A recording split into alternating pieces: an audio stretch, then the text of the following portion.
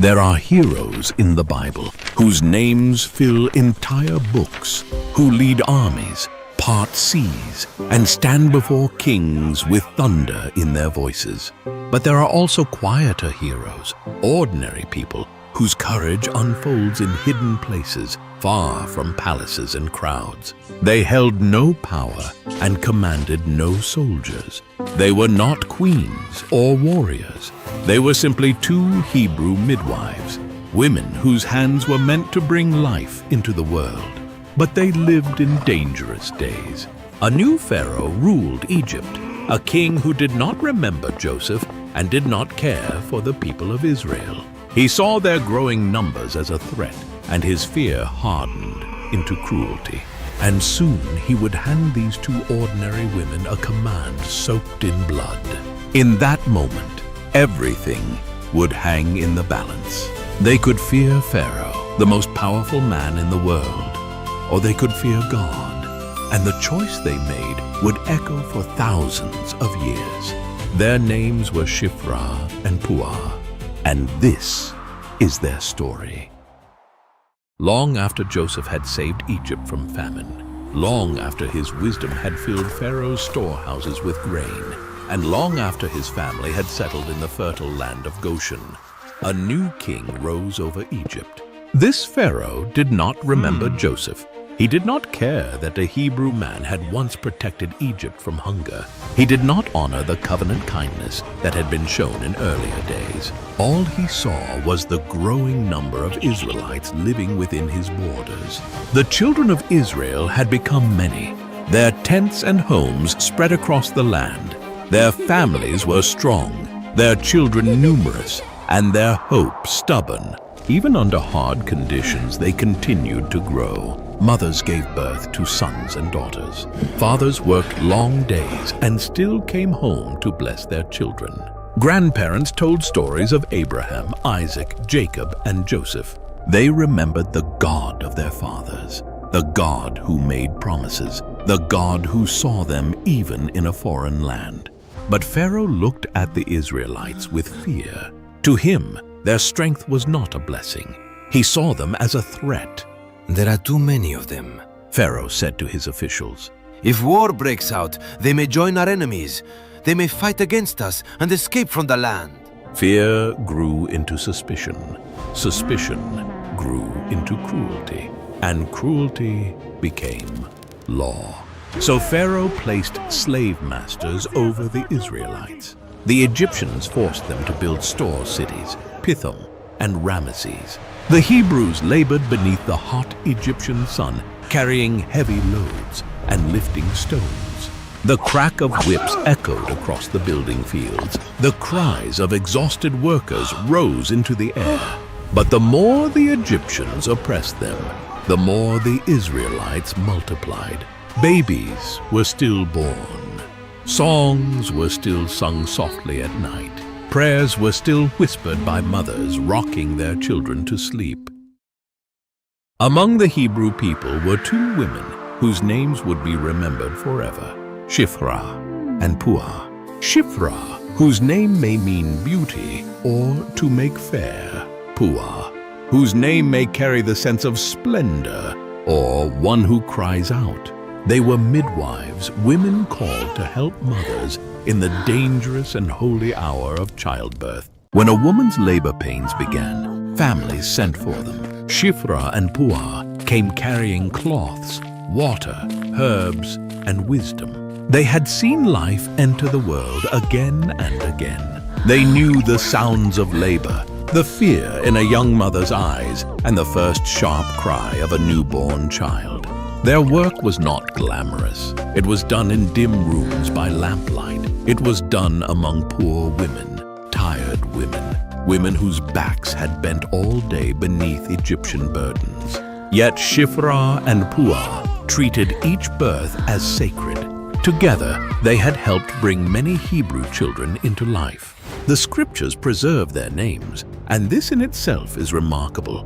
While the mighty Pharaoh who ruled the most powerful empire of the ancient world is never named in the story, he is simply the king of Egypt. a faceless figure of tyranny. But these two midwives, humble women of no political standing, are named and remembered for all generations. One day, Shiphrah and Puah were summoned to hear Pharaoh's command. Whether by messenger or royal order, the meaning was clear. The king of Egypt wanted to speak with them. The two women stood before the king. He spoke with cold command. When you help the Hebrew women give birth, Pharaoh said, look at the child as it is born.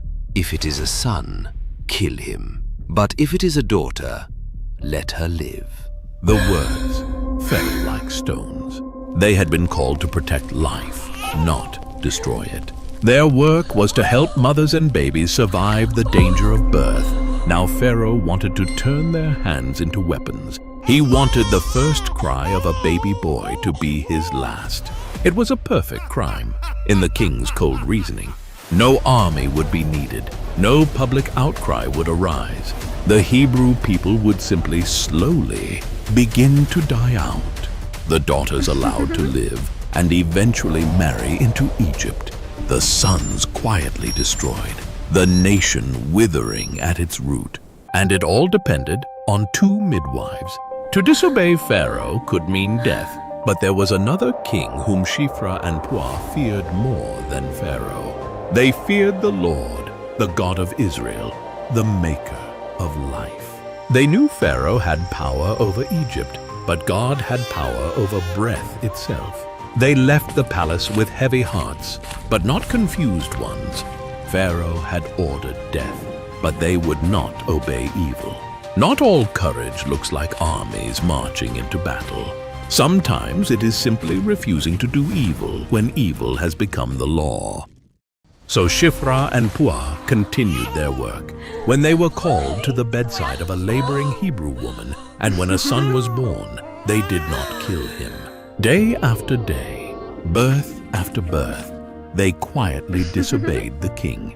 Sometimes babies came quickly before anyone could arrive. Hebrew women, hardened by labor and strengthened by suffering, often gave birth with astonishing courage. Mothers helped daughters, sisters helped sisters, neighbors stood ready. The community learned to protect life together.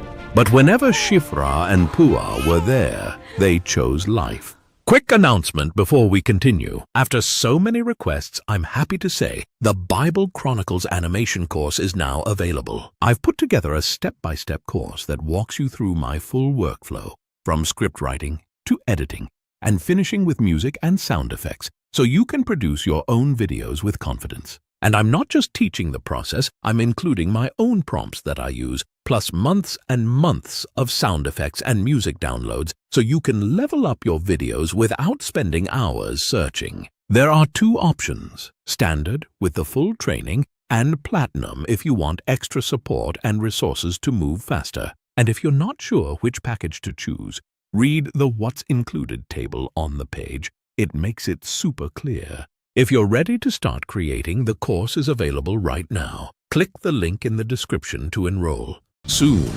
Pharaoh began to notice. The Israelites were still multiplying. Baby boys were still being carried in their mother's arms. Little sons were still playing near doorways. The reports kept coming in. More children, more sons, more strength. The king's secret weapon had failed. And so once more the two midwives were summoned before the throne.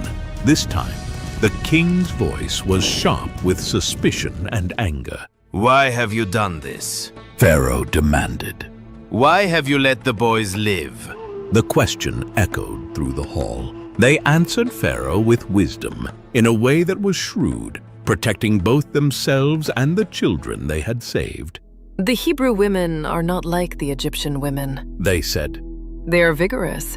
They give birth before the midwives arrive. Their answer used the strength of the Hebrew women as a shield. These women had endured years of hard labor and suffering, and many of them were strong and resilient. Some births happened quickly before a midwife could arrive. By pointing to this reality, Shiphrah and Puah gave Pharaoh an answer he could not easily disprove. How could they kill the babies, they implied, when so often they arrived to find the child already born, already in its mother's arms, already alive and well? Whether Pharaoh fully believed them or simply could not prove otherwise, the immediate danger passed. The midwives walked out of the palace alive, and the babies of Israel continued to live. The Bible says that because the midwives feared God, He was good to them. He gave the midwives families of their own. That detail is beautiful. Shiphrah and Puah had protected the households of others, and God built households for them. In a world where Pharaoh tried to erase names, God preserved theirs. And there is something even larger at work here. By saving the Hebrew baby boys, Shiphrah and Puah were preserving the very nation through which all the promises of God would flow. Among the children born in those terrible days, perhaps even saved by hands like theirs, certainly born into the same shadow of Pharaoh's decree, was a boy who would be drawn from the waters of the Nile and raised in Pharaoh's own house. His name was Moses, the deliverer who would one day stand before another Pharaoh and command, in the name of the Lord, "Let my people go." When Pharaoh's plan with the midwives failed, his evil grew bolder and more public. No longer able to rely on secret murder, he issued a command to all his people. Every son that is born you shall cast into the river, and every daughter you shall save alive. What had been whispered was now shouted. What had been hidden was now open law. Pharaoh no longer spoke only to Shiphrah and Puah. Now he called all Egypt to take part in his cruelty. Yet even then, God was not defeated. Shiphrah and Puah did not live to see every result of their courage. They did not know that their small acts of faithfulness would be read and remembered thousands of years later. They simply knew what was right. The story of Shiphrah and Puah is both inspiring and challenging. It is inspiring because we see the courage of two women who feared God more than they feared Pharaoh. And it is challenging because it asks us whether we will obey God when obedience may cost us everything. They were not queens, prophets, warriors, or people with great political power. They were midwives. Their work was quiet, humble, and often hidden from public attention. Yet, in one of the darkest moments in Israel's history, God used their obedience to protect life and preserve His people. Pharaoh commanded them to do something evil, but Shiphrah and Puah refused. Their story teaches us that obedience to God sometimes requires courage. It is easy to say we trust God when there is no pressure. It is easy to say we believe in righteousness when nothing is at stake. But Shiphrah and Puah had to make a decision when the pressure was real. They understood something important. Pharaoh had authority, but God had ultimate authority. This story still speaks to us today in our modern world. We may not be commanded by Pharaoh to kill Hebrew baby boys, but we still face moments when people ask us to do things that are morally wrong.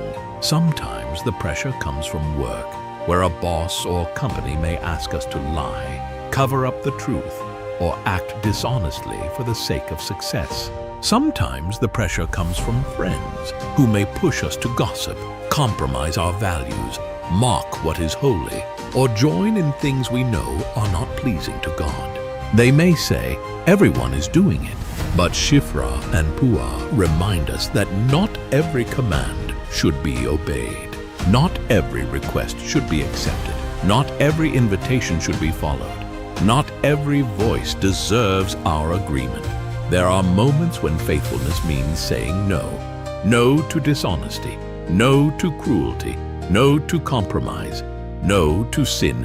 No to anything that dishonors God, even if someone important is asking for it. The midwives could have made excuses, but instead they feared God and did what was right. That is a powerful lesson for us. because many people want a faith that costs nothing.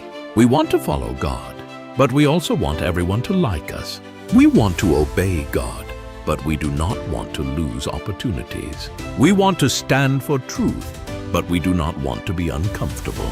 But real faith is tested when obedience becomes costly. We may not always see the full result of our faithfulness. We may not know who will be helped because we told the truth. We may not know who will be encouraged because we stood firm when others compromised. But God sees. God saw Shiphrah and Puah in secret, and the Bible says God dealt well with them. This should encourage us. God does not overlook hidden faithfulness. We may not receive applause. We may not be thanked. We may even be criticized. But God sees every choice made in reverence for Him. Their story also teaches us to protect the vulnerable. The Hebrew baby boys had no power to defend themselves, but Shiphrah and Puah stood between them and death. Today there are still vulnerable people around us. People who are bullied, people who are ignored, people who are mistreated, people who are poor, weak, those who cannot defend themselves, or people whose voices are not heard. Sometimes being faithful to God means refusing to laugh at a cruel joke, not joining gossip, telling the truth when a lie would be easier, walking away from friends who keep pulling us towards sin, risking popularity, comfort, or approval because our loyalty belongs first to God. The Bible says we ought to obey God rather than men. That does not mean we become disrespectful or rebellious for no reason. The Bible teaches us to respect authority, but when human authority commands what God forbids or forbids what God commands, we must choose God. May this story remind us to choose obedience over approval, truth over comfort, courage over fear, and God over every voice that asks us to do wrong. Because the world still needs people who will stand for what is right. And when we choose Him, even in quiet ways, our obedience can bring light, hope, and life to the world around us. Before you go, please don't forget to check out our shop. It's a great way to support the channel and help us keep creating amazing videos like this. Every purchase truly makes a difference, and keep videos like this coming your way. And if you haven't subscribed yet, please don't forget to do so.